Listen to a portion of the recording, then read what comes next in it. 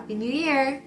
What's up guys? My name is Moo. I'm a college student who loves reading and I'm here to share that love with all of you.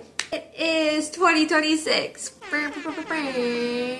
This year was actually a low year for me, and maybe when I say the number you'll think it's a lot, or maybe when you hear the number you'll think it's not that much for a reader, but I only read 40 books this year. Granted, I had a lot of things going on this year. I just started my senior year of college. I was in Korea for 7 weeks. I just had a lot on my plate, so hopefully this next year we can pick that back up and do even more books than just 40, but this year I read 40 books. And I would like to go over the 40 books I read from worst to least, and I'll just give small blurbs on them. Most of these books, especially if they were worth talking about, either have already had a video or have a video on the way, including many that I have filmed and just need to edit and upload. But I will go over every book here briefly, and if you are interested in any of the books that I talk about, either check out my channel for reviews or stay tuned for reviews in the future. On that note, if you like this video, please like it. Comment down below how many books you read this year and what your favorite book was that you read this year. And if you like the videos that I make, please subscribe. I would love to have you here going into the new year. I'm trying to get 250 subscribers by the end of 2026, so please help me with that goal. Let us get into it.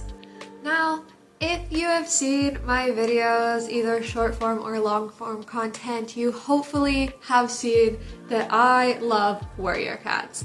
I read 13 Warrior Cats books this year, so those will not be counted in the list because I kind of think of them as a separate category of books that I just love to enjoy and have a lot of nostalgia for. So that being said, the Warrior books I read this year, I'll speed run them right now, are Crowfeather's Trial, Bramblesaur's Storm, Hawkwing's Journey, The Apprentice's Quest, Thunder and Shadow, Shattered Sky, Darkest Night, River of Fire, The Raging Storm, Trees Roots, Pebbleshine's Kits, Tigerheart's Shadow, and Tawny Pelt's Clan.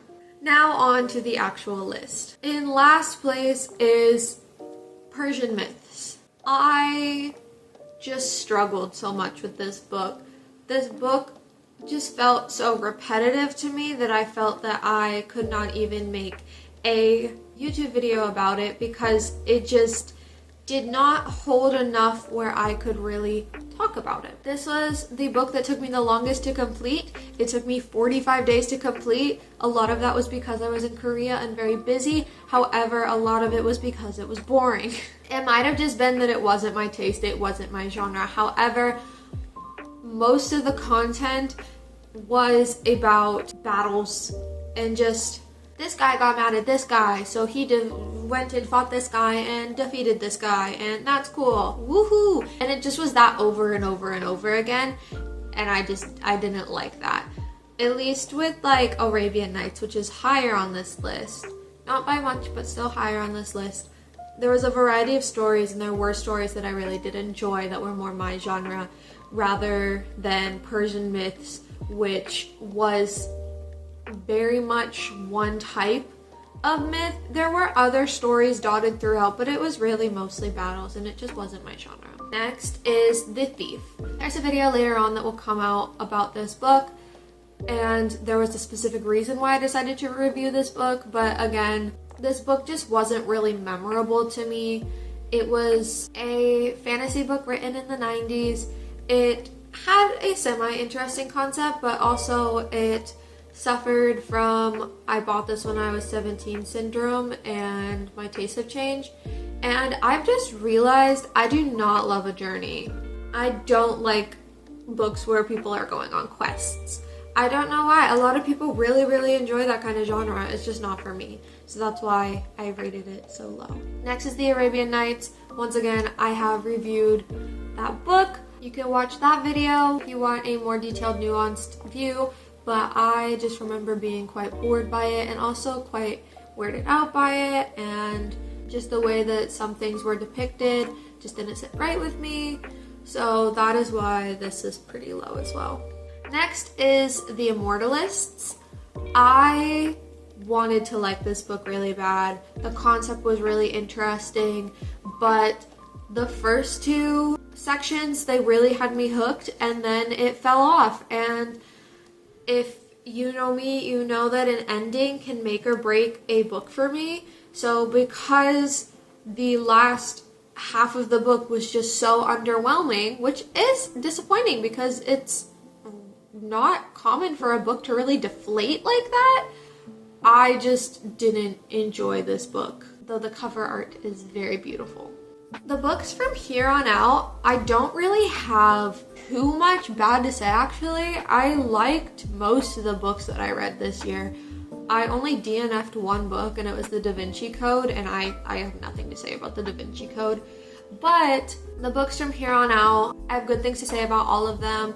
Yes, there's some critiques that I have for some of the ones that I will be talking about next, but honestly, I think that all of these books are things that people would enjoy, so I'll go over those. Next is The Girl from the Well. It was a good book. It was a good story. It just was written for a younger audience, so I just didn't enjoy that.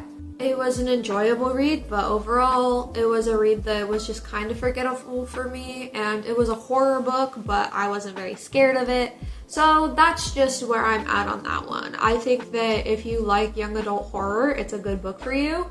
Again, there will be another review on it later, but that's kind of all I have to say about this one. After that is The Obsession, which I actually think that the writing style is worse than The Girl from the Well. However, the story kept me on edge more, and I read that book in a day. So while, again, the writing style was not my favorite, I didn't like it, the story was quite interesting, and I was held on for pretty much the entire book, even if the writing style I was crying through because it was, I'll be honest, the writing was not the best in that book, but the story was good enough, and I think if given to a more talented author, it could have been a fantastic book, absolutely phenomenal, and it would have been higher on this list. Next is Traditional Japanese Literature, an anthology from the beginnings to 1600. Long title, long book. A lot of the poetry was really good. I will put some of the ones that I really liked up here, but I had to read it for school. I had to read like 1,200 pages of it for school, like the entire book, and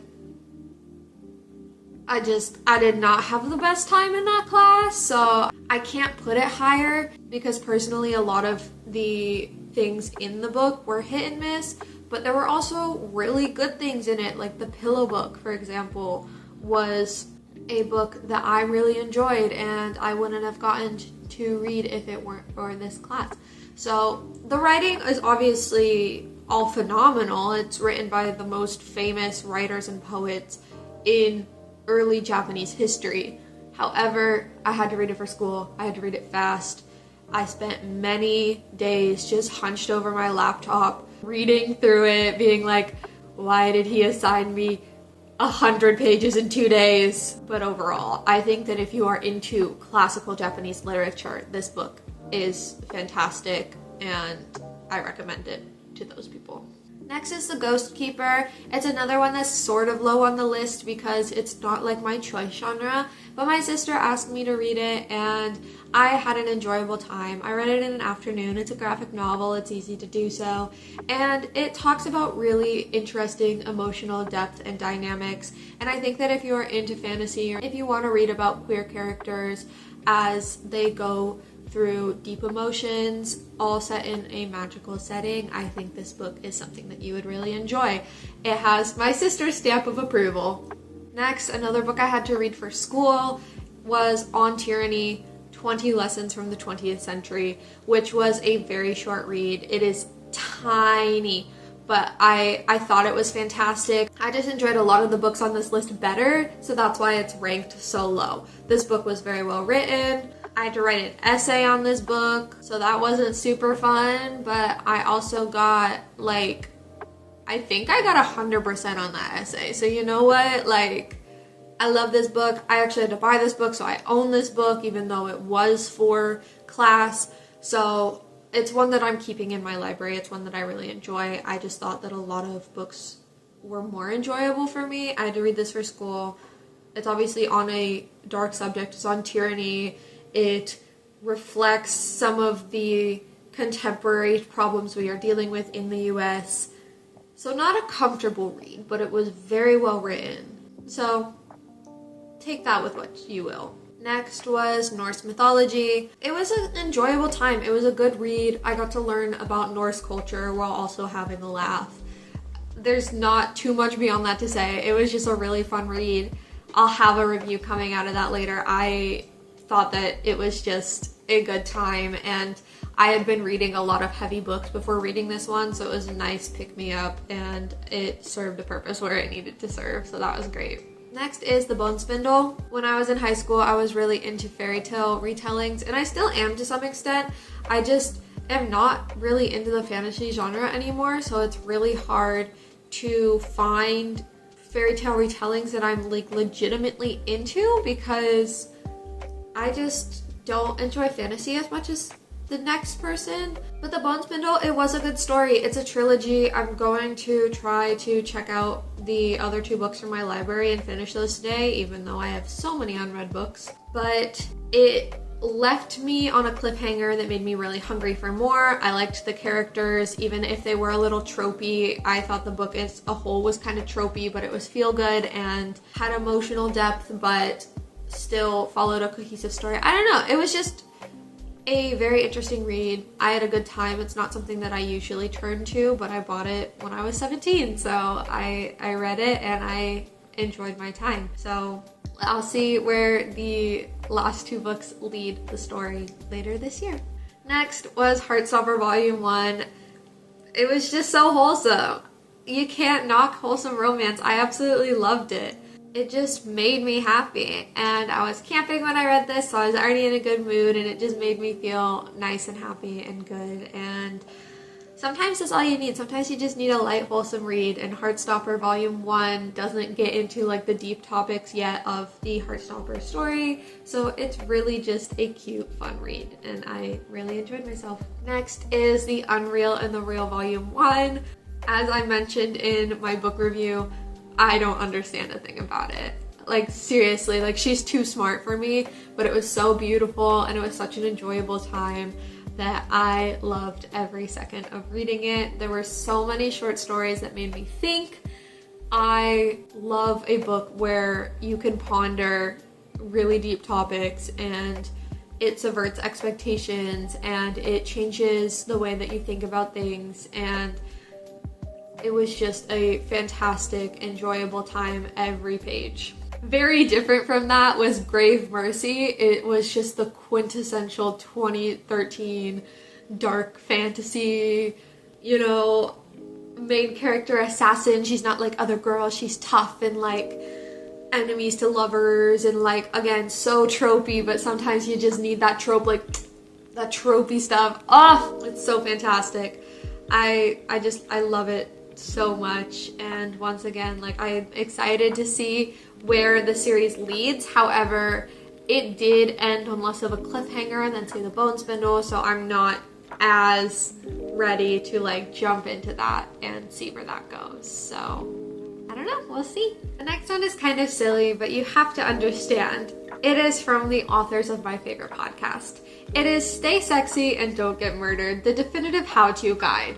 It is sort of a memoir from the hosts of my favorite podcast, My Favorite Murder. I am quite into true crime and I love that podcast so much. So I wanted to read their memoir. I had a great time doing it. Once again, I read it in a day. Like, it was silly and it brought out their personalities, and it's definitely a more niche book. Like, I don't expect any of you guys to go grab it off the shelf and read it unless you're already a fan of the podcast. However, it was a read that I really enjoyed. It's not one that I reviewed because I just don't think that it is appealing to enough people to warrant a full review of it, but I thought that it was fantastic, and I love that podcast, and it just was a really good time.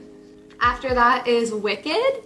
I loved Wicked, and I've been obsessed with the musical, I've been obsessed with the movie, I love the book, like they're all phenomenal. Like everything in the Wicked universe is phenomenal, and it makes me want to go back and read the original Wizard of Oz book, so maybe I'll do that someday.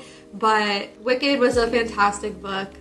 It was a little crude, and I didn't like that much, but beyond that, it was just a good read, and it was very intelligently written. There was a lot of depth in it. It had a lot of political and social allegories, and yeah, it was just really smart, and it makes sense why it was so renowned.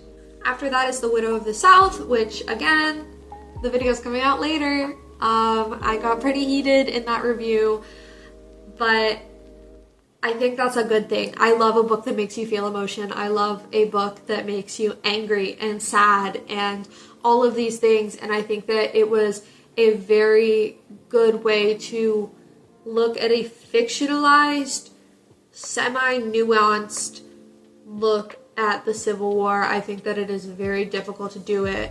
However, I think that this book did it well, and I am really excited to share my full opinions in the book review later. Guys, I think this entire video is just a promotion for the rest of my channel.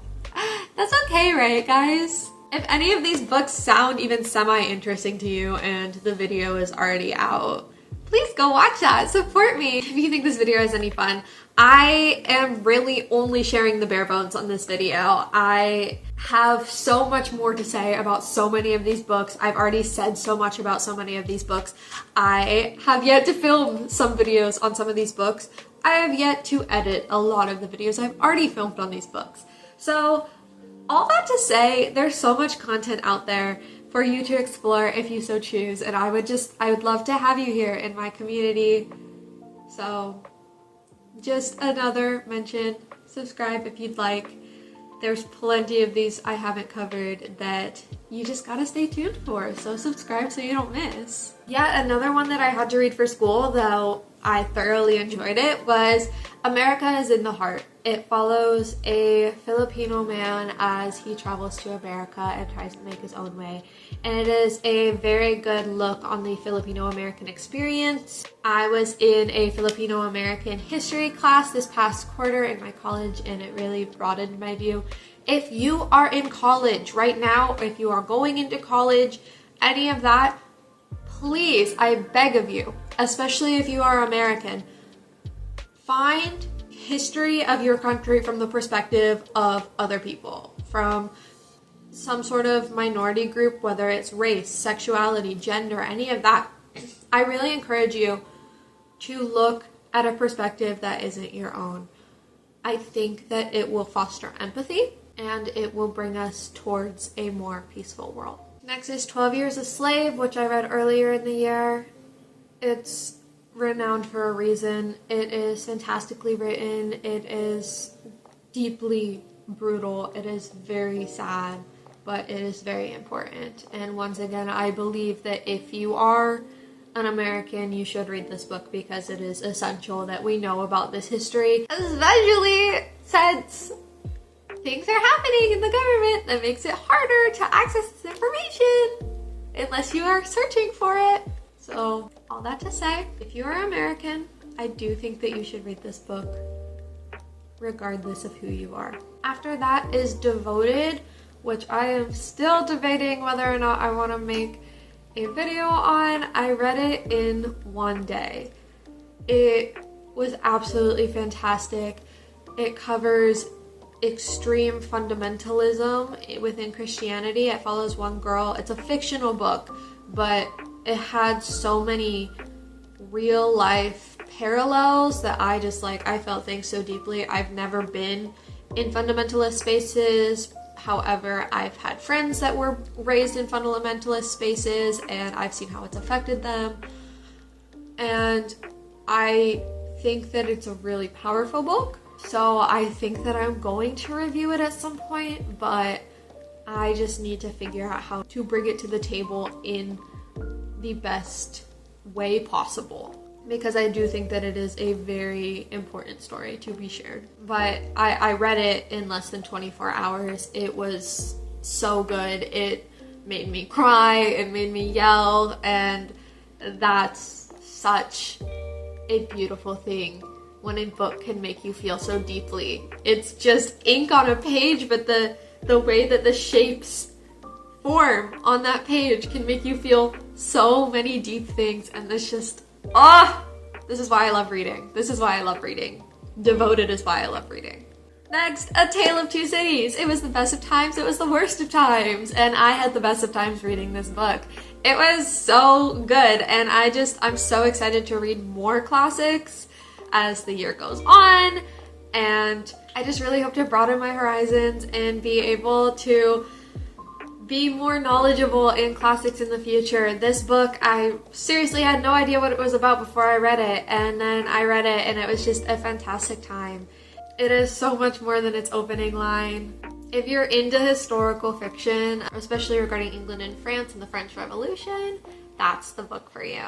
Sort of pivoting, we're going to a nonfiction book. Yet again, another book that I read for school, but this one did not miss. This one was so good. I cannot say enough in this short blurb for you to really understand how impactful this book is. So again, not to promote myself, but just because I think that people should have an understanding of this book. The Shame of Survival, Walking Through a Nazi Childhood.